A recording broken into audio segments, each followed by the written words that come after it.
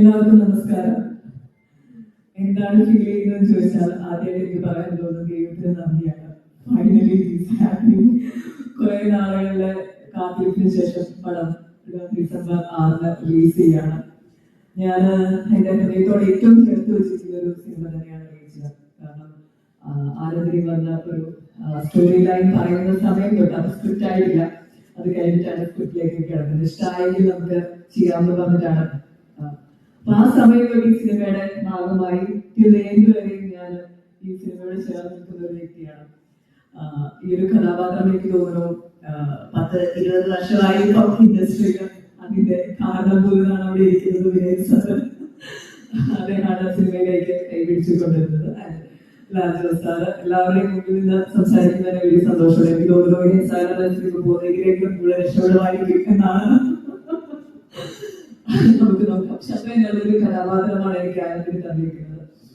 And whole crew, നമ്മുടെ technicians ആയാലും മറ്റേ ആർട്ടിസ്റ്റ് നിൽക്കുന്ന എല്ലാ ആക്ടേഴ്സ് ആയാലും ഭയങ്കര രസമായിട്ട് ചെയ്തിട്ടുണ്ട്. ഇതൊരു സ്ത്രീ കേന്ദ്രീകൃതമായ സിനിമയുടെ അപ്പുറത്തേക്ക് ഇതൊരു കൊമേഴ്ഷ്യൽ മൂവിയാണ് പക്ക.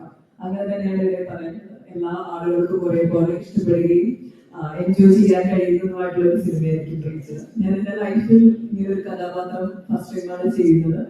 അങ്ങനെ ഒത്തിരി ഷെയ്ഡ്സ് ഉള്ള റേയേഴ്സ് ഉള്ള ഒരു സിനിമയും കഥാപാത്രവുമാണ് പ്രേമിച്ചത്. ആൻഡ് ഇവിടെ എനിക്ക് എടുത്തു പറയുന്ന മറ്റൊരു പേര് ഇബ്രിൻ ഷൈൻ സാറാണ്. അദ്ദേഹത്തിന്റെ ഒരു ഗൈഡൻസും സപ്പോർട്ടും ഞങ്ങൾക്ക് എല്ലാവർക്കും ഒരേപോലെ ഉണ്ടായിരുന്നു. ഈ കഥാപാത്രം കൂടുതൽ മനസ്സിലാക്കാൻ, ഈ സിനിമയെ കൂടുതൽ ഇഷ്ടപ്പെടാനൊക്കെ ഒത്തിരി ഹെൽപ്പ് ചെയ്തിട്ടുണ്ട്. ആൻഡ് നമ്മുടെ മാതൃക, അദ്ദേഹമാണ് ഈ സിനിമ ഇങ്ങനെ പ്രാവർത്തികമാക്കാനുള്ള ഒരു റീസൺ. അതേപോലെ തന്നെ മഞ്ജു ചേച്ചിയുടെ പ്രേമിച്ച് ചേച്ചി മഞ്ജു ചേച്ചിയുടെ ഉണ്ട്. അങ്ങനെ നിങ്ങൾ കുറച്ച് സ്ത്രീകളുടെ എന്ന് പറയുന്നതെങ്കിൽ പോലും എനിക്ക് തോന്നുന്നു ഈ സിനിമയുടെ പിന്നിൽ വളരെ സ്ട്രോങ് ആയിട്ടുള്ള കുറെ പുരുഷന്മാരുടെ പ്രയത്നമുണ്ട്. അപ്പൊ നമ്മളെല്ലാവരെയും അതേപോലെ തന്നെ പറയേണ്ടിയിരിക്കുന്നു പേരുകൾ.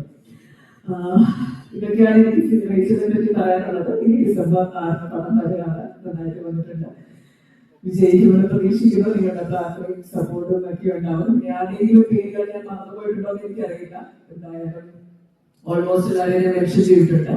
റേച്ചലിന്റെ ഹോൾ ക്രൂവിന് എന്റെ എല്ലാവരും ആശംസകളും നന്ദിയും അറിയിക്കുന്നു. Thank you so much.